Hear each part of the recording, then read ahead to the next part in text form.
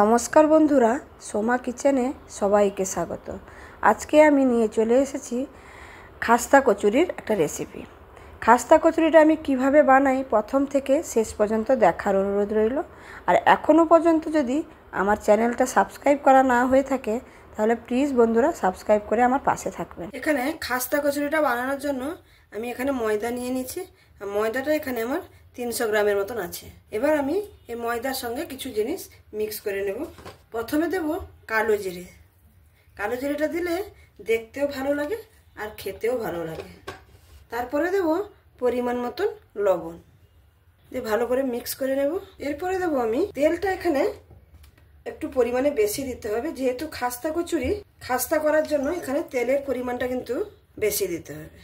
এখানে আমি সাদা তেল ইউজ করেছি, আপনারা চাইলে ডালডাও ইউজ করতে পারেন। তেলটা দিয়ে ভালো করে এরকম মাখিয়ে নিতে হবে। এবার দেখে নিশ্চয়ই বুঝতে পারছেন, এই যে হাতে দেখুন ডালা করছে, একদম ডালা পাকিয়ে যাচ্ছে। তাহলে ময়ামটা কত দিয়েছি, এরকম হাতে মুঠো করলে এরকম মুঠো হয়ে যাবে। ভালো করে মাখিয়ে নিয়েছি। এবার আমি অল্প অল্প জল দিয়ে এটাকে মাখিয়ে নেব। অল্প পরিমাণ জল দিয়েছি, জল দিয়ে এটাকে আমি ভালো করে এরকম হাতে ঠেসে ঠেসে মাখিয়ে নিতে হবে। আর এখানে ডোটা কিন্তু একদম সফট করতে হবে। আবারও একটু জল দিচ্ছি। এখানে দেখুন ডোটা কতটা নরম। আমি এরকম অবস্থায় বেশি আর কিন্তু একে মাখাবো না। এরকম অবস্থায় আমি ঢেকে 15 থেকে 20 মিনিটের মতন রেখে দেবো। সেখানে ময়দা যতক্ষণ রেস্ট হচ্ছে আমি এখানে কচুরির জন্য তার পুরটা বানিয়ে নেব। এখানে দেখুন মটরশুঁটি আমি নিয়েছি 1 কাপের মতো। আমি প্রথম থেকে ছাড়িয়ে ধুয়ে রেখেছি। তার সঙ্গে দুটো কাঁচা লঙ্কা দিয়ে দেবো। ঝালটা যে যার পছন্দ মতন দেবেন। আর তার সঙ্গে আমি এখানে একটু দিয়ে দেবো আদা কুচি, সামান্য একটু দিয়ে এটাকে জল না দিয়ে আমি একে পেস্ট করে আনবো। এখানে দেখুন আমি এটা মটরশুঁটিটাকে ভালো করে পেস্ট করে নিয়েছি। এখানে যে পেস্ট করতে হবে সেরকম কোনো কথা নেই, এরকম দাঁড়া দাঁড়া থাকলেও চলবে। আমি এটাকে পেস্ট করে নিয়েছি। এটাকে সাইডে রেখে আমি এবার পুরটা বানিয়ে নেব। আমি এখানে পুরটা বানানোর জন্য একটা ননস্টিকের প্যান নিয়েছি। আর প্যানের মধ্যে সামান্য পরিমাণ একটু তেল দিয়ে দেব। একদম সামান্য পরিমাণে আমি তেলটা দিয়েছি। যে তেলটাকে একটু গরম হতে দেব। তেলটা এখানে আমার গরম হয়ে গেছে। আমি এখানে সামান্য পরিমাণে একটু হিং দিয়ে দেব, একদম সামান্য। তার সঙ্গে দিয়ে দেব একটা কাঁচা লঙ্কা কুচি।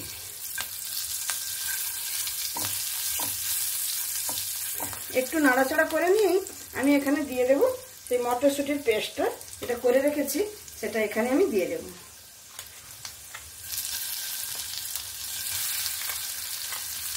আমি এখানে সমস্ত মটরশুঁটি বাটাগুলো এখানে দিয়ে দিয়েছি, যে তেলের সঙ্গে একটু ভালো করে মিক্স করে নেব।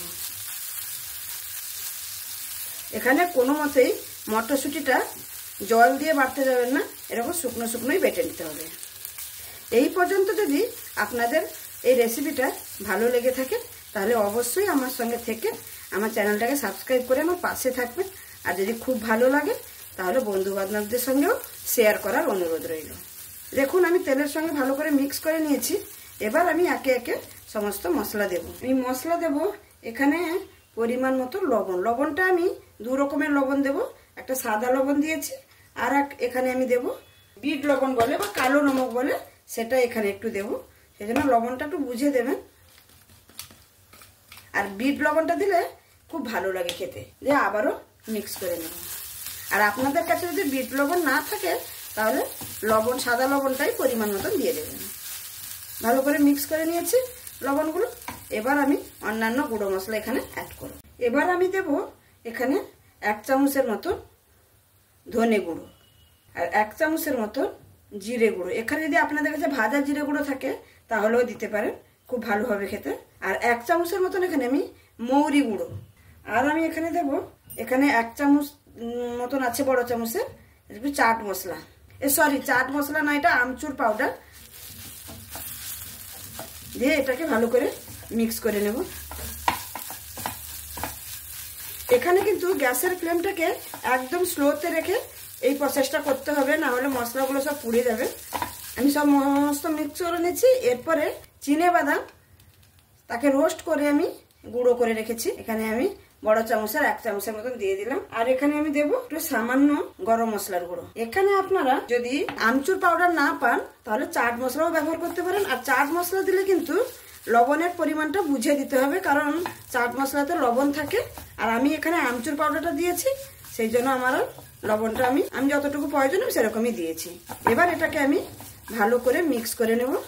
আপনারা দেখে নিশ্চয়ই বুঝতে পারছেন পুরটা যে বানিয়েছি একদম কিন্তু জল শুকিয়ে নিয়েছি, একদম ঝরঝরে করে নিয়েছি। এই খাস্তা কচুরির এটাই হচ্ছে মেন, যে পুরটাকে একদম শুকনো শুকনো ঝরঝরে পুর বানিয়ে নিতে হবে, তবে গিয়ে 4-5 দিন আপনি এমনি রুম টেম্পারেচারে রেখেও এটাকে খেতে পারবেন।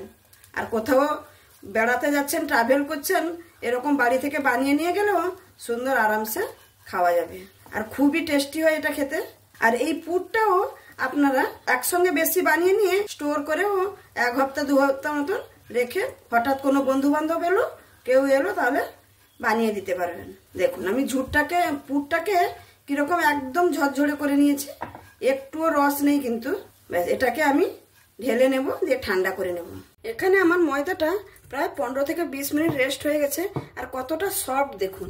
এবার এটাকে আমি বাটি থেকে তুলে নিয়ে আমি এই ফ্লোরের মধ্যে রেখে, এই ম্যাটের মধ্যে রেখে একে ভালো করে ঠেসে নেব। আপনারা দেখে নিশ্চয়ই বুঝতে পারছেন কতটা সফট ডো আমি বানিয়েছি। একে 15 মিনিট মতন আমি ঢাকা দিয়ে রেখে দিয়েছিলাম, ওতেই সুন্দর নরম হয়ে গেছে। এবার আমি এরকম লম্বা করে নেব, যেরকম সাইজের কচুরি বানাতে চান সেরকম সাইজের করে এখানে লেচিটা কেটে নিতে হবে। আপনারা বড় মিডিয়াম যেরকম সাইজের বানাতে চান, আমি এরকমই সাইজের বানাবো, বেশি বড়ও না আর বেশি ছোটও না। এখানে দেখুন আমি সমস্ত লেচিগুলো কেটে নিয়েছি, আর আমি একটু বড় সাইজেরই করেছি, আপনারা চাইলে একটু ছোট সাইজের করতে পারেন। এবার এটাকে সাইডে রেখে আমি যে পুরগুলো ঠান্ডা হয়ে গেছে এখানে, এবার আমি একটা লেচি নিয়ে হাতের তালুতে রেখে ভালো করে ওকে সমান করে নিয়ে একটা বাটির আকারে গড়ে নিচ্ছি। যেরকম আমরা পিঠে তৈরি করার সময় যেরকম একটা বাটির মতন তৈরি করে নিই, সেরকমই করে নিচ্ছি। সাইডগুলোকে একদম পাতলা করে আর মাঝখানেরটাকে মোটা রাখতে হবে, দিয়ে পুরগুলোকে দিয়ে ভালো করে চেপে চেপে ভরে নিতে হবে। যেহেতু পুরগুলো একদমই ঝরঝরে শুকনো করেছি, সেই জন্য ভালো করে চেপে ভরে নিয়ে ভালো করে মুখটাকে বন্ধ করে নিতে হবে। দেখুন এরকমভাবে মুখটাকে বন্ধ করে নিয়ে আবারও হাতের তালুর মধ্যে নিয়ে ভালো করে ওটাকে মুখটা বন্ধ করে দিয়ে একবার ঘুরিয়ে দিয়ে এরকম একটা রুটির যেরকম আমরা রুটি বানাই সেরকম সাইজ করে রেখে দেব। এখানে কোনো বেলবো না, এরকমই বানাবো ছোট ছোট করে। দেখুন আবারও একটা লেচি নিয়েছি, আবারও সেম পদ্ধতিতে বাটি তৈরি করে তার মধ্যে পুর ভরে মুখটাকে আমি বন্ধ করে দেব। এই রকমভাবে আমি সবগুলো বানিয়ে নেব।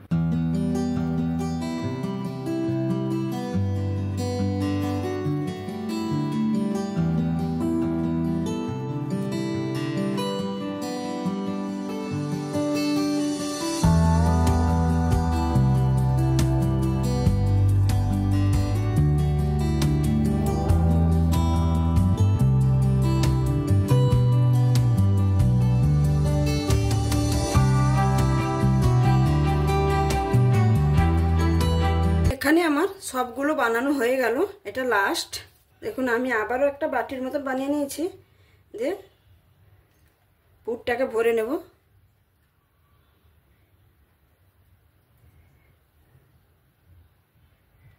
আর এই কচুরিটা খেতে এত দারুণ লাগে, বিকালে চায়ের সঙ্গে হোক বা কোনো বন্ধু বান্ধব এলে এরকম বানিয়ে দিলে ওরা তো একদম ফিদা হয়ে যাবে, খুবই ভালোবাসবে, আর বারবার জিজ্ঞেস করবে কীরকম করে বানিয়েছেন।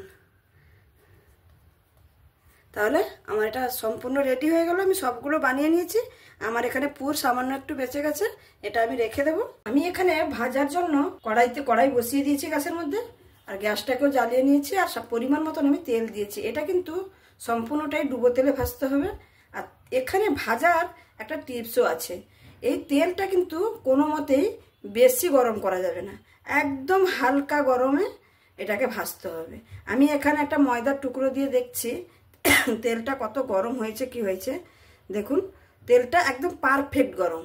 এই গরমটায় এই কচুরিগুলোকে এখানে একটা একটা করে ছেড়ে দিতে হবে, যতটা তেল দিয়েছি সেরকম পরিমাণে ছাড়তে হবে, একদম কিন্তু বেশি গরম তেলে ছাড়া যাবে না। যেরকম আমরা সমোসা ভাজি না, সেরকম সমোসার মতন করে এটাকে ভেজে নিতে হবে। এখানে আমি 4 পিস দিলাম। এই দেখুন একটু একটু করে তেলটা গরম হচ্ছে, এরকম অবস্থায় কিন্তু এটাকে ছেড়ে দিতে হবে। আর এখানে কিন্তু কোনো খুন্তি কিছু লাগানো যাবে না যতক্ষণ পর্যন্ত না এটা তেলের উপরে ভেসে আসছে।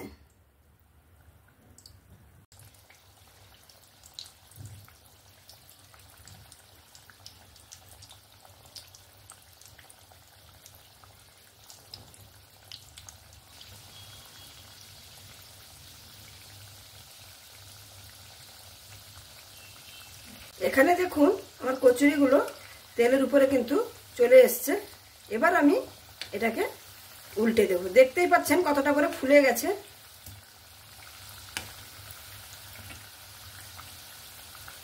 আমি এখানে সবগুলো উল্টে দিয়েছি, আবারও হতে দেব। আমার এখানে কচুরিগুলো সুন্দরভাবে ভাজা হয়ে গেছে, দেখেই বুঝতে পারছেন। এটা প্রায় ভাজতে আমার 10 থেকে 15 মিনিট আমি টাইম দিয়ে ভেজেছি। এরকম কম স্লোতে গ্যাস করে এরকম আস্তে আস্তে করে ভাজতে হবে। এবার আমি এটা তুলে নেব। সুন্দর কালার চলে এসছে একটা, দিয়ে একটা টিস্যু পেপারের মধ্যে এখানে রেখে দেবো। এখানে আবার সেকেন্ড ব্যাচটা ভাজার জন্য এখানে কিন্তু গ্যাসটাকে বন্ধ করে দেবেন, কারণ তেলটা তো গরমই আছে না, সেই তেলটাকে একটু ঠান্ডা করে নিতে হবে। দেখুন এগুলো আমি তুলে নিয়েছি। এখানে আমি তেলটাকে 5 মিনিটের মতন ঠান্ডা করে নিয়েছি। আবার সেকেন্ড ব্যাচটাও ছেড়ে দেবো। দেখুন তেলটা কতটা ঠান্ডা হয়ে গেছে। দেখুন যেরকম আমি প্রথম ব্যাচটা ছেড়েছিলাম যেরকম ঠান্ডা ছিল সেরকমই প্রায় ঠান্ডা করে নিয়েছি। সেই একই পদ্ধতি এখানে কিন্তু খুন্তি লাগাবো না, এরকমই হতে দেব। এবার আমি গ্যাসটা জ্বালিয়ে নেব। এই কচুরিগুলো আমার প্রায় হয়ে এসছে, কালার দেখে নিশ্চয়ই বুঝতে পারছেন। এবার আমি এটাকে তুলে নেব। আমি সবগুলো এরকম করে তুলে নিলাম আর তেলটা সুন্দর করে ঝরিয়ে নিলাম। এবার আমি পরিবেশন করে দেখাচ্ছি। তাহলে বন্ধুরা দেখতেই পেলেন আমি এই কচুরিটা, খাস্তা কচুরিটা কি করে বানালাম। দেখুন দেখতে কত সুন্দর হয়েছে। এটা কিন্তু বাইরে রেখে 3-4 দিন আরামসে খাওয়া যাবে।